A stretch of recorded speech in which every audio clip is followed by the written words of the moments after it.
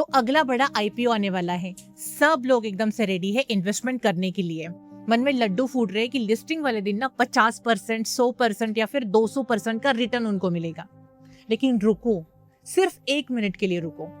हर जगह पे social media के ऊपर मीम्स बन रहे हैं। एक्सपर्ट जो है वो चिल्ला चिल्ला के बात कर रहे हैं और आपका दोस्त आपको फोन करके बोल रहा है कि भाई लगा दे, किस्मत तेरी बदल जाएगी।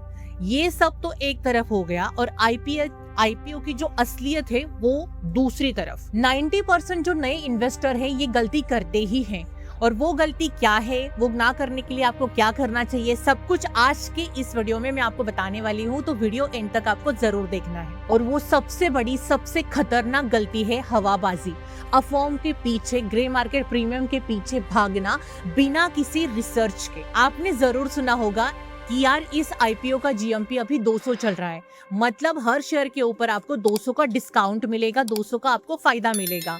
लेकिन ये आधा सच है और आधा सच पूरे झूठ से ज्यादा खतरनाक होता है। तो ये जीएमपी क्या है? जीएमपी एक आईपीओ का अनऑफिशियल, गैर कानूनी सट्टा बाजार है। इसे मतलब ये कुछ लोगों का अंदाजा होता है और जिसको मैनिपुलेट भी किया जा सकता है। मैंने अपनी आंखों से देखा है कि लिस्टिंग वाले दिन आईपीओ, जीएमपी वाला जो आईपीओ है वो 200-300 से खुला है और उस दिन लोगों ने पैसा लगाया और उनका जो नुकसान है वो 20-30% से हुआ है। ये सब होता है सिर्फ 4 शब्द की वजह से, फोमो मतलब फियर ऑफ मिसिंग आउट। कहीं ये मौका मेरे हाथ से ना निकल जाए, सब लोग आगे चले जाएंगे और मैं ही सब पीछे रह जाऊंगी। और ये जो डर है ना, आपको पैसा लगाने का कारण बन जाता है और आप पैसा लगा देते हो। नए जो इन्वेस्टर होते हैं इसी की वजह से ही इन्वेस्टमेंट अपनी स्टार्ट कर देते हैं बिना रिसर्च किए। तो इस जाल से कैसे बचे? तो मेरी 3 पॉइंट सेफ्टी चेकलिस्ट है जो मैं किसी भी आईपीओ में पैसा लगाने से पहले ना वो चेक करती हूँ और फिर मैं इन्वेस्टमेंट स्टार्ट करती हूँ। पहला, कंपनी से ये पूछो कि आपसे जो पैसा कंपनी लेने वाली है उसका कंपनी क्या करेगी। जी हाँ, सबसे पहले कंपनी का प्रॉस्पेक्ट DRHP खोलिए और object of the issue section में जाइए और देखिए कि आईपीओ से मिले हजारों करोड़ों रुपए कंपनी कहाँ पे लगाएगी। तो कंपनी भविष्य के लिए यूज करेगी, नई फैक्ट्री डालेगी, या फिर नया प्रोडक्ट लॉन्च करेगी, या फिर अपना बिजनेस दूसरे किसी कंट्री में एक्सपांड करेगी। अगर इसी के लिए लेगी तो अच्छी बात है, आपको लगाना है। अगर नहीं, मतलब कि जैसे कि कंपनी के ऊपर कोई कर्जा है और उसको मिटाने के लिए अगर आपसे आईपीओ के जरिए पैसा लिया जा रहा है तो आपके लिए रेड फ्लैग। तो आपका पैसा सिर्फ कंपनी के भविष्य के लिए लिया जाना चाहिए, ना कि कंपनी का अतीत संवारने के लिए। दूसरा ये है कि ये समझो कि कंपनी का बिजनेस क्या है, क्या करती है, कमाती कैसी है। क्या आप एक शब्द में समझा सकते हो कि कंपनी कमाती कैसे, उसका बिजनेस क्या है? अगर जवाब नहीं है तो आप एक जुआ खेल रहे हो। आपको ये समझना चाहिए कि कंपनी 3-5 सालों में उसने कैसा बिजनेस किया है, उसका रेवेन्यू मॉडल क्या है, कैसे कमाती है, क्या कंपनी का मुनाफा ज्यादा है या फिर कर्ज ज्यादा है।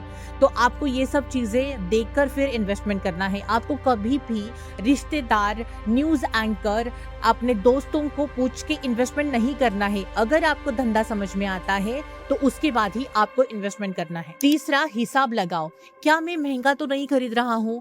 क्या आईपीओ का जो दाम है वो सही है? क्या मुझे महंगा माल तो नहीं बेचा जा रहा? जरा सोचिए, बाजार में एक पेन की कीमत है 10 रुपए और आपको आईपीओ में उसी पेन की कीमत एक आईपीओ के चमकीले पैकेट में 50 रुपए का मिल रहा है वो पैकेट। तो क्या आप खरीदोगे? बिल्कुल भी नहीं खरीदोगे। तो उसी तरह आपको कंपनी का ना वैल्यूएशन देखना है और इसका एक आसान तरीका है price to earning ratio. Price to earning ratio आपको इसी मतलब जिस कैटेगरी में आप आईपीओ में पैसा लगा रहे हो उसी कैटेगरी में कोई अगर लिस्टेड कंपनी है तो उसके प्राइस टू अर्निंग रेशो के साथ आपको कंपेयर करना है। प्राइस टू अर्निंग का रेशो होता है कि कंपनी अपने कमाई के मुकाबले कितना मांग रही है। तो सेम इंडस्ट्रीज का अगर प्राइस टू अर्निंग रेशो 30 है और आईपीओ में आपको 100 दिया जा रहा है तो आपको रुककर सवाल पूछना है कि ऐसा क्यों? कहीं आपको आईपीओ ज्यादा महंगा तो नहीं दिया जा रहा है? तो आपको ये सवाल जरूर पूछना है। और हमेशा महंगी खरीदी हुई चीज का जो दाम है वो नीचे ही आता है। अभी मैं आपको एक सवाल पूछती हूँ, जब भी कभी नया आईपीओ निकलेगा तो सिर्फ क्या आप जीएमपी देख के ही इन्वेस्टमेंट करोगे? नहीं ना। या फिर मेरी 3 पॉइंट की चेकलिस्ट आप फॉलो करोगे? मुझे जरूर बताना, मैं जरूर जवाब दूंगी।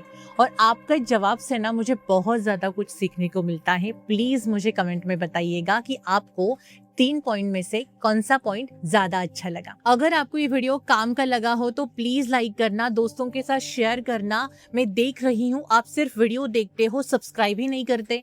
प्लीज सब्सक्राइब करना। एक बात हमेशा याद रखना, हर चमकती हुई चीज सोना नहीं होती है और हर आईपीओ लॉटरी का टिकट नहीं होता है। अगर लिस्टिंग के दिन आपको मुनाफा हो जाता है तो अच्छी बात है, वो बोनस समझ लेना, लेकिन हर टाइम पे नहीं करना चाहिए। आपका मेहनत का पैसा है, आपको अच्छे से लगाना है ताकि वो खतरे में ना पड़े। एक अच्छी सी कंपनी में आपको मतलब अच्छे प्राइस पे लॉन्ग टर्म के लिए इन्वेस्टमेंट करना है और हमेशा रिसर्च करके ही आपको इन्वेस्टमेंट करना है। किसी के ऊपर ट्रस्ट नहीं करना है, खुद का रिसर्च खुद करना है और एक अच्छा इन्वेस्टर आपको बनना है।